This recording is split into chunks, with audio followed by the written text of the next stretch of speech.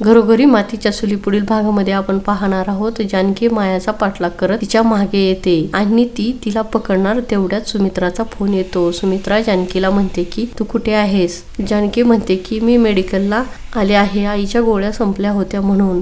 तेवढ्यात सुमित्रा म्हणते की अगं अवंतिका आणि सौमित्र घरी येणार आहे, तू लवकर घरी ये. माया आणि मॅनेजर तेथून पळून जातात. इकडे आपण पाहतो जानकी ऋषिकेशला म्हणते की ती माया तर खूप चालू आहे, ती मला कुठेच सापडली नाही. तेव्हा ऋषिकेश म्हणतो की मी आताच मुंबईला जाण्यासाठी निघतो आणि सौमित्रही म्हणतो की दादा थांब, मी पण तुझ्या बरोबर येतो. इकडे माया घरी येते तेव्हा जानकी मायाला म्हणते की तू कुठे गेली होतीस? सकाळपासून मी तुला शोधत आहे. माया म्हणते की मी आई बाबांना कुरिअरनं पैसे पाठवण्यासाठी गेले होते. जानकी म्हणते की अगं तू मला अगोदर तर म्हणायचं होतं ना, तू ऋषिकेश पैसे द्यायला पाहिजे होतं.